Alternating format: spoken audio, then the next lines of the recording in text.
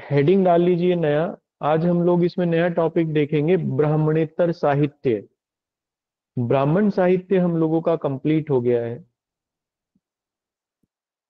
ब्राह्मण लिटरेचर अब तक का, उससे आगे चलते हैं। देखो, दो तरीके का ऊपर हम लोगों ने देखा, धार्मिक साहित्य था।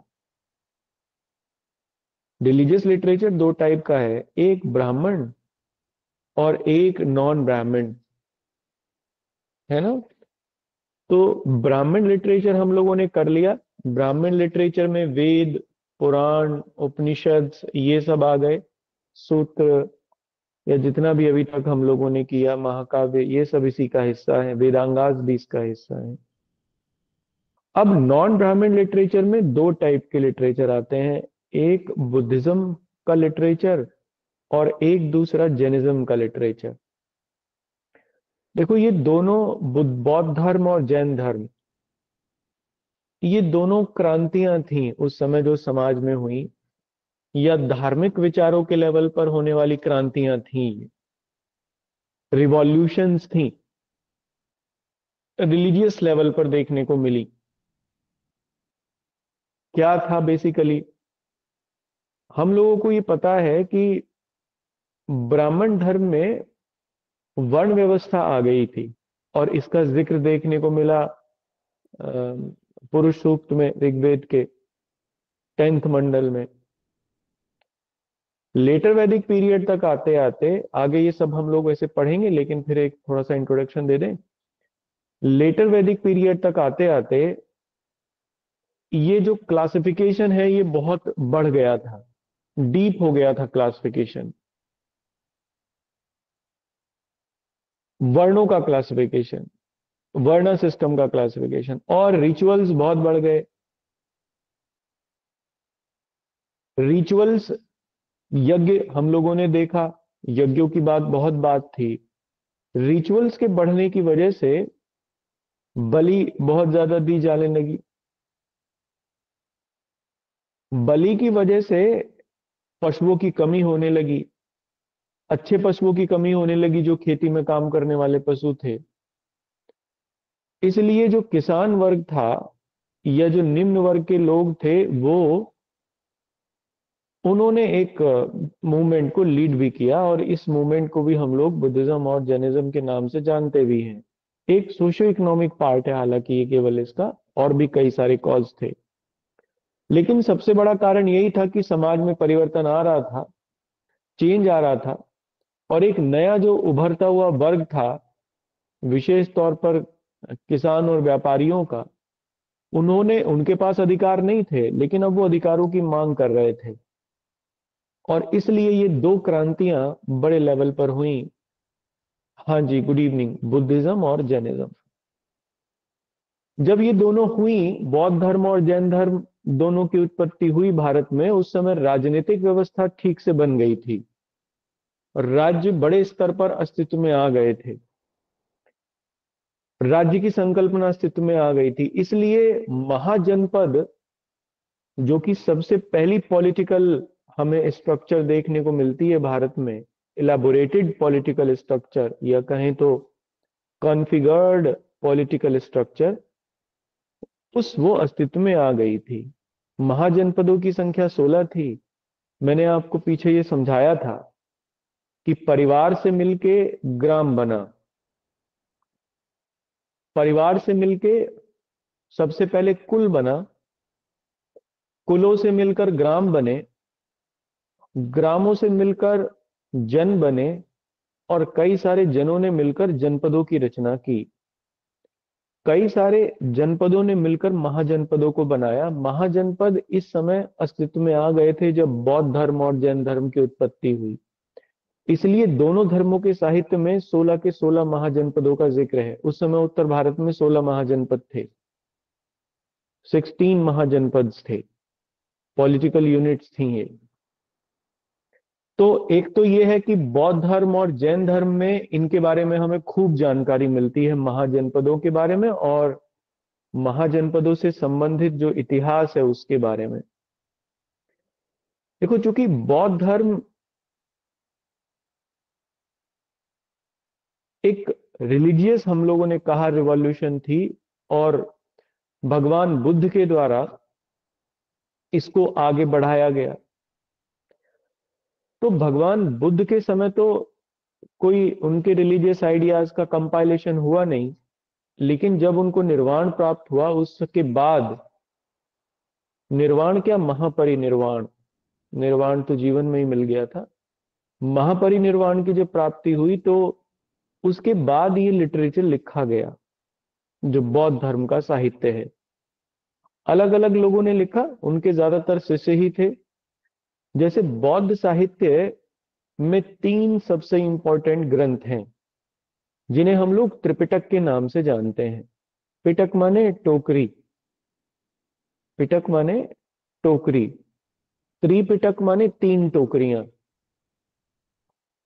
तो ये तीन टोकरियां हैं जिनमें तीन तीन मतलब तीन किताबें हैं जिन्हें हम लोग त्रिपिटक के नाम से जानते हैं, जिनमें बौद्ध धर्म के शिक्षा, सिद्धांत, नियम सब कुछ है इसी में, इसी साहित्य में।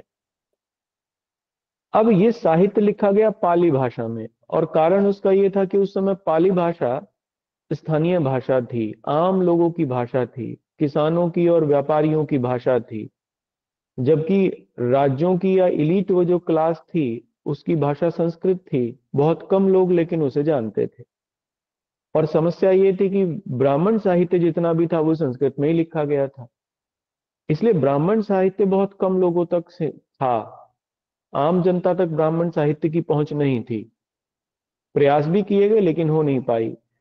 इसलिए बौद्ध साहित्य और जैन साहित्य को स्थानीय भाषाओं में ही लिखा गया। बौद्ध साहित्य लिखा गया है पाली में, और जैन साहित्य लिखा गया प्राकृत में। याद रखने की बात है, ये दोनों पूछे गए हैं एग्जाम में। तो त्रिपिटक हैं, त्रिपिटक माने तीन टोकरियां। इन तीनों के नाम इस तरीके से हैं। सबसे पहला है सुत्त पिटक, ये सबसे पहले लिखा गया। देखो, दो शिष्य थे भगवान बुद्ध के जो सबसे ज्यादा नजदीक थे, एक आनंद और दूसरे उपाली। तो आनंद ने सुत्त पिटक की रचना की। पहली पहली जो बौद्ध संगति हुई उनकी डेथ के बाद, जहां तक मुझे याद आ रहा है अजात शत्रु के काल में हुई थी, और ये हुई भी राजगृह में ही थी। अजात शत्रु ने इसे कन्वीन भी कराया था, फर्स्ट बौद्ध संगति को। बिंबिसार के ये शायद पोते थे, और पाटलिपुत्र के तीसरे या सबसे महान राजाओं में से एक कह सकते हैं। अ, नंद वंश से भी पहली बात है ये, उस समय का।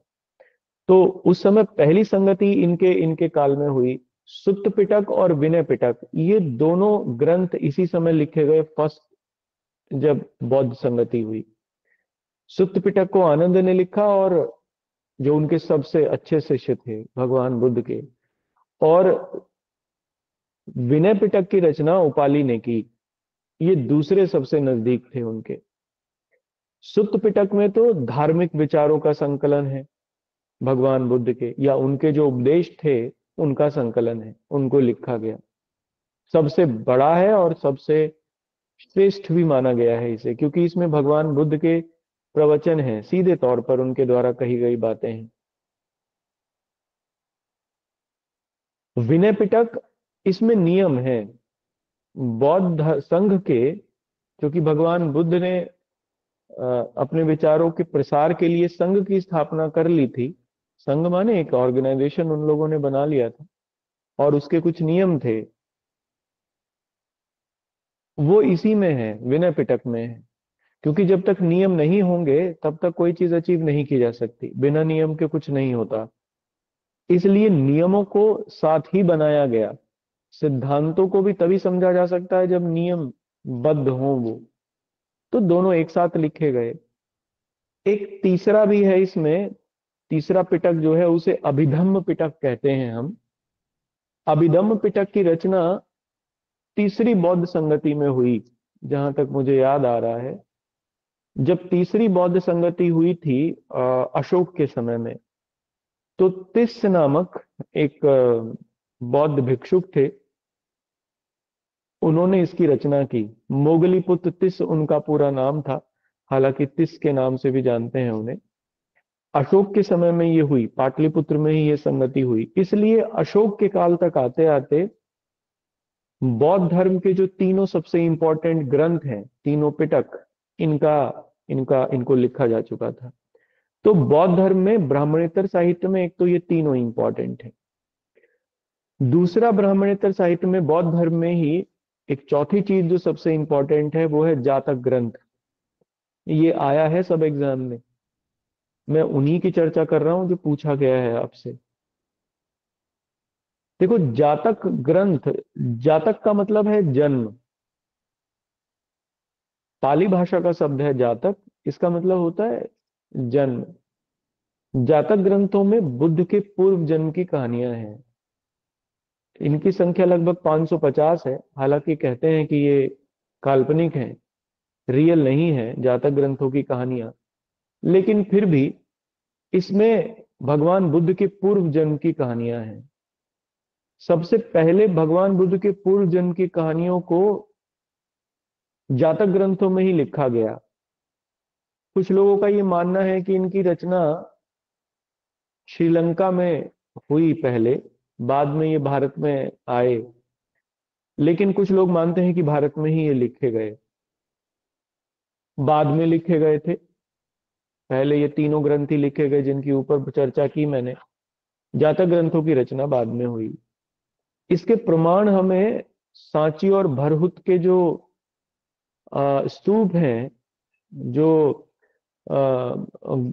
मौर्याज और लेटर मौर्य पीरियड में बने, शुंग वंश के दौरान बने, वहां उसमें भी उनकी सांची और भरहुत के स्तूप की दीवारों पर इन जातक कथाओं का चित्रण है, बनाया गया है इन जातक कथाओं को। तो एक दूसरी बात ये हुई कि ये जातक कथाएं इंपॉर्टेंट है। तीसरे इंपॉर्टेंट चीज है, अच्छा, इनको तीनों ग्रंथों को हम लोग निकाय भी कहते हैं। जो ऊपर हम लोगों ने तीनों की चर्चा की, इनको हम लोग निकाय ग्रंथ भी कहते हैं, है ना। फिर उसके बाद कुछ बौद्ध भिक्षुक हुए आगे, जिन्होंने कुछ और इंपॉर्टेंट ग्रंथों की रचना की। जैसे उसमें बुद्ध घोष बड़े इंपॉर्टेंट है। बुद्ध घोष ने एक ग्रंथ लिखा, विशुद्ध मग। बड़ा इंपॉर्टेंट ग्रंथ है ये, बड़ी इंपॉर्टेंट किताब है ये हीनयान बुद्धिज्म की जो शाखा है हीनयान, उसका ग्रंथ है।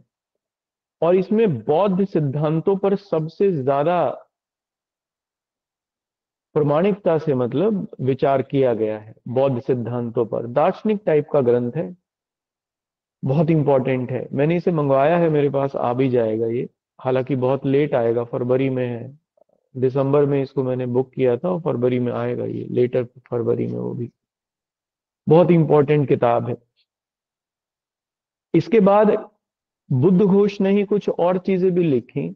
जैसे आ, बुद्ध घोष का एक और ग्रंथ है जिसका नाम है बुद्ध चरित्र।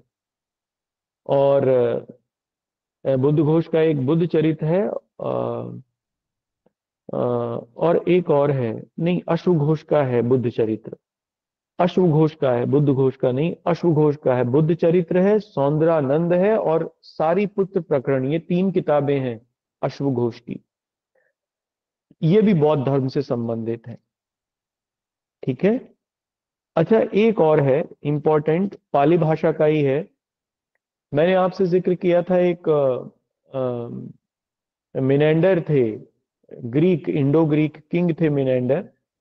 उन्होंने, उनके और नागसेन जो एक बौद्ध भिक्षुक थे, उनके बीच का वार्तालाप है मिलिंद पन्हु। ये भी बड़ा इंपॉर्टेंट बौद्ध ग्रंथ है।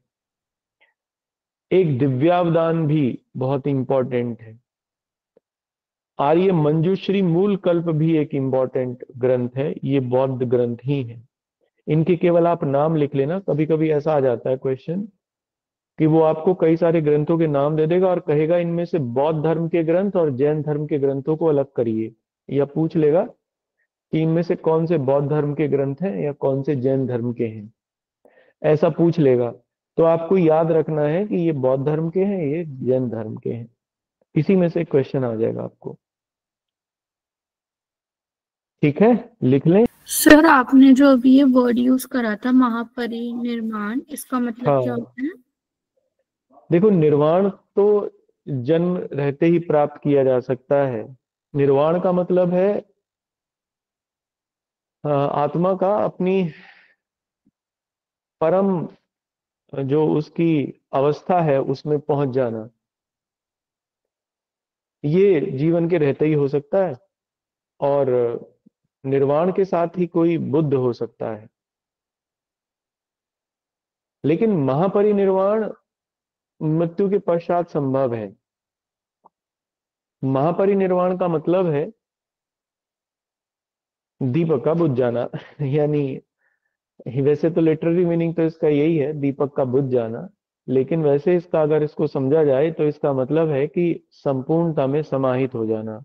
दीपक देखा है बुझते हुए कभी? देखा है किसी ने? तेल खत्म हो जाता है तो बुझ जाता है सर। उसमें कोई ऐसी चीज कभी नोटिस की जो आपको लग क्लिक की हो कि हाँ दीपक बुझ गया?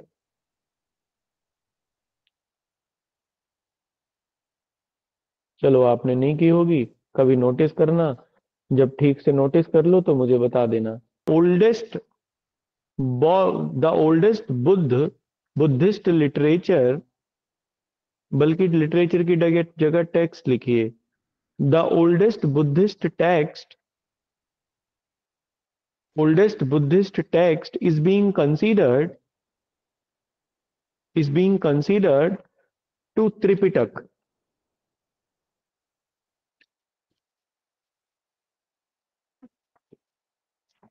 Is being considered to Tripitaka. ठीक है। इनकी रचना इनकी रचना इस प्रकार हुई। They are formed as follows, है ना, इनके बारे में लिखते चलेंगे क्या क्या है। सबसे पहला लिखना सुत्त पिटक। ये पूछा गया एग्जाम में बहुत बार, देख लेना घटना चक्र में। पहला लिखना सुत्त पिटक, SUTTAPITAK,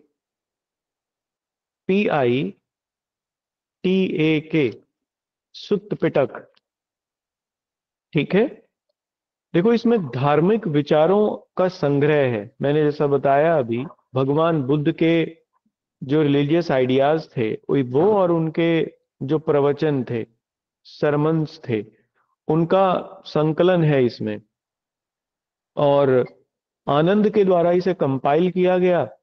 पहली बौद्ध संगति में ही ये कंपाइल हुआ। और इसे एनसाइक्लोपीडिया भी कहते हैं क्योंकि ये सबसे बड़ा है साइज में। तो इसे बौद्ध धर्म का एनसाइक्लोपीडिया भी कहते हैं। नेक्स्ट है विनय पिटक।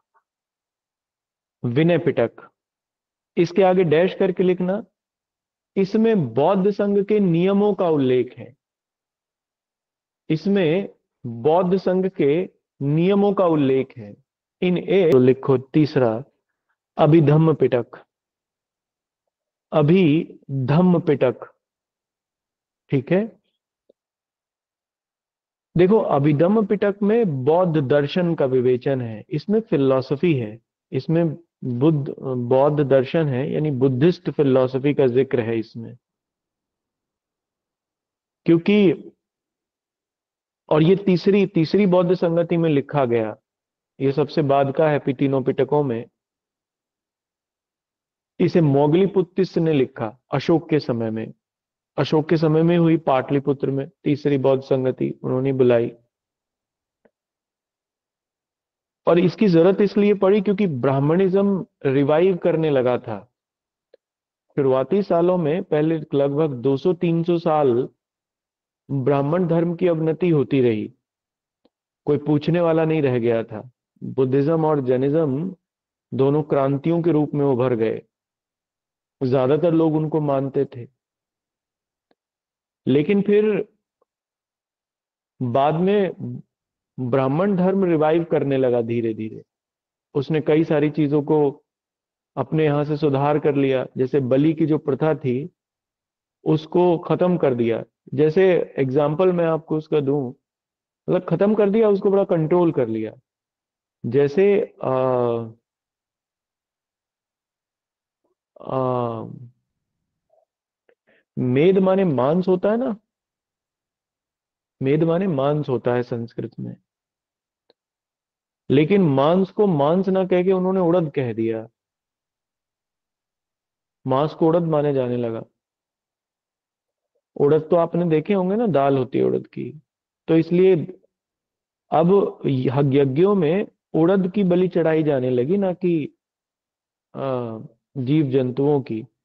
तो बहुत सारे सुधार किए ब्राह्मणिज्म ने, फिर से रिवाइव कर गया। अब बौद्ध धर्म के ऊपर एक क्वेश्चन मार्क तो नहीं, लेकिन एक कंपटीशन जरूर था। उस कंपटीशन में अपनों का आपको क्लियर करने के लिए बौद्ध धर्म के जो दार्शनिक सिद्धांत थे, उसकी जो फिलॉसफी थी, उसको लोगों को तक पहुंचाना था। थोड़ा मुश्किल था ये, ऊपर ये सब हुआ नहीं था, क्योंकि भगवान बुद्ध ने कभी अपने सिद्धांतों को सिद्धांतों के रूप में लोगों के सामने नहीं रखा, जनरली प्रवचनों के रूप में रखा। तो उन सिद्धांतों को लोगों तक, अब उन प्रवचनों के पीछे छिपा हुआ क्या लॉजिक है, क्या तर्क है, क्या सिद्धांत है, इसको लोगों तक पहुंचाना था।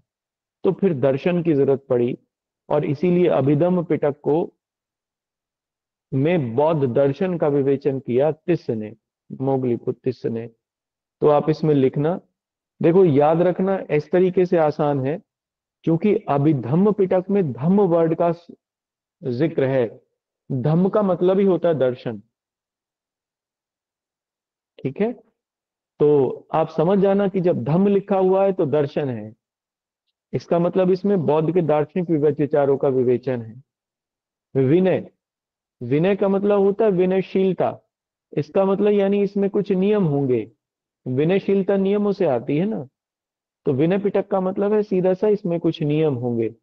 तो इसमें संघ के नियम है, आप इस तरीके से इसे आसानी से याद रख सकते हैं। तो अभिधम्म पिटक अगले पॉइंट से लिखना सब लोग। देखो, जो ये पिटक बने, इनमें सुत्त पिटक सबसे बड़ा था।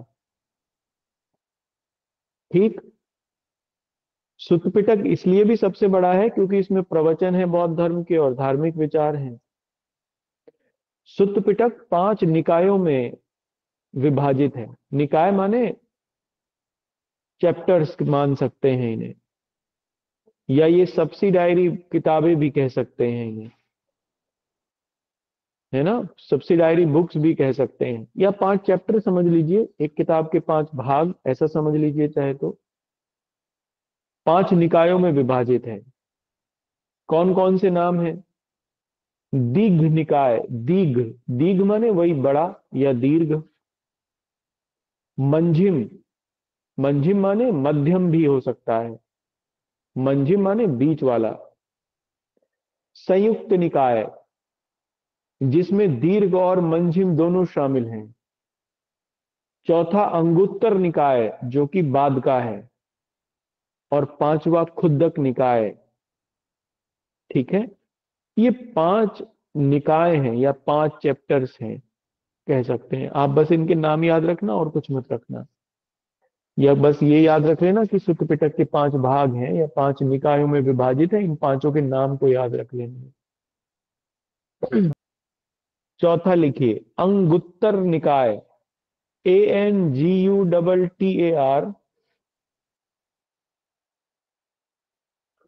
ANGUTTAR NIKAYA, अंगुत्तर निकाय। और 5वां लिख लीजिए, लास्ट है खुद्दक निकाय। खुद्दक, KHUDDAK, और आगे निकाय, खुद्दक निकाय। ठीक, सर ये नोट विनय, लिखना है ना हमें? हाँ जी, कहीं भी लिख लो, याद रखना है। मेन बात लिखने से नहीं है, मेन बात याद रखने से है। याद रखना बस, लिख तो चाहे जहां लो, इससे क्या ही फर्क पड़ेगा। नेक्स्ट लिखो विनय पिटक। ठीक है, विनय पिटक के भी 3 भाग हैं।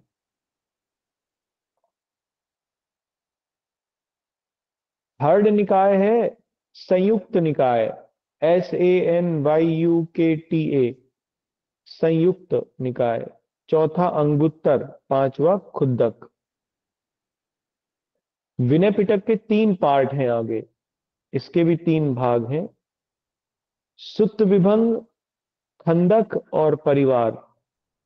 तो अगली पॉइंट नेक्स्ट लिखना। मैं समझता हूं ये यहां कंप्लीट हुआ, तीनों को देख लिया, इनके हिस्से देख लिए। अच्छा, अभिधम्म पिटक के भी 7 भाग हैं, लेकिन नाम लिखने की जरूरत नहीं है, 7 भागों में विभाजित है बाद में अभिधम्म पिटक तीसरा भी, तो इसको भी और लिख लो। डैश करके अगले पॉइंट से लिखना। बौद्ध धर्म के अन्य प्रमुख ग्रंथ जातक ग्रंथ हैं। बौद्ध धर्म के अन्य प्रमुख ग्रंथ जातक ग्रंथ हैं। जातक बुद्ध धर्म के पूर्व जन्मों की कहानियां हैं। इसमें बौद्ध धर्म के पूर्व जन्मों की कहानियां हैं। इन 8 सॉरी बुद्ध के पूर्व जन्मों की, तो कंटिन्यूएशन में लिखना। इसका मतलब ये भी हुआ यहां से कि बौद्ध धर्म, इसका मतलब पूर्व जन्म में मान्यता रखता है, रीबर्थ होता है, इस बात को वो मानता है। इसका मतलब यही था कि भगवान बुद्ध के भी पूर्व जन्म हुए होंगे, जातक ग्रंथों से यही पता चलता है। अब कंटिन्यू देखो, जब चौथी बौद्ध संगति हुई, चौथी हुई कनिष्क के टाइम में, जहां तक मैं याद कर पा रहा हूं 81 या 80, शायद 81 82 है, 82 AD के आसपास हुई, 82 ईस्वी में। और शायद अ,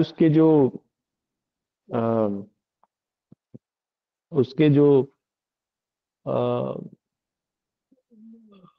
लीडर थे जिन्होंने उसको कन्वीन किया, अश्वघोषी थे शायद वो, और कनिष्क के समय में हुई। इसी बौद्ध संगति में बौद्ध धर्म 2 भागों में बट गया था। एक शाखा उसकी हीनयान कहलाई, एक शाखा उसकी महायान कहलाई। हीनयान शाखा में, हीनयान शाखा नॉर्मली ट्रेडिशनल शाखा थी बुद्धिज्म की, जिसमें भगवान बुद्ध के विचारों को एज इट इज लिया गया, उसमें कोई बदलाव नहीं किया गया। वसुमित्र, हाँ वसुमित्र और अश्वघोष शायद एक ही आदमी है दोनों, जहां तक मैं समझता हूं। इन दोनों का नाम एक ही आदमी के नाम है ये दो। और एक तो ये कि दोनों मतलब ये कि हीनयान और महायान में बढ़ गया। तो हीनयान जो थी वो उसकी ओरिजिनल कह सकते हैं कि जो बुद्ध के विचार थे उनके हिसाब से थी। महायान में कुछ बदलावों को स्वीकार कर लिया गया था, इसलिए महायान थोड़ी ज्यादा मॉडर्न कह सकते हैं या ज्यादा इंक्लूसिव कह सकते हैं, वो वाली शाखा थी। तो महायान का प्रचार बाद में थोड़ा ज्यादा हुआ, क्योंकि वो थोड़ी नॉन ट्रेडिशनल थी, हीनयान थोड़ी ट्रेडिशनल थी। बुद्ध घोष ने जो किताब लिखी है ये विशुद्ध मग, ये हीनयान से संबंधित है, क्योंकि इसमें बुद्धिज्म के जो ट्रेडिशनल थ्योरीज हैं वो हैं। तो आप अगले पॉइंट में, अब अगले पॉइंट से लिखना, बल्कि इसमें एक अगले पॉइंट से क्या, पहले तो यहाँ एक नोट लिखो। देखो, जो ये जातक कथाएं हैं, ये बुद्ध के समकालीन जीवन के सामाजिक, आर्थिक, राजनीतिक, इस सब पर प्रकाश डालती हैं। समाज कैसा था, अर्थव्यवस्था कैसी थी, राजनीतिक जीवन कैसा था, इस बारे में पता चलता है जातक ग्रंथों से, क्योंकि वो जनरली कहानियां हैं, और कहानियां समाज का चित्र ही प्रस्तुत करती हैं। जैसे हमारे यहाँ पुराण मिथ हैं, कहानियों के रूप में है, तो वो समाज, राजनीति, अर्थव्यवस्था सबके बारे में बताते हैं उस काल की। ऐसे ही जातक कथाएं भी बौद्ध की ग्रंथों में।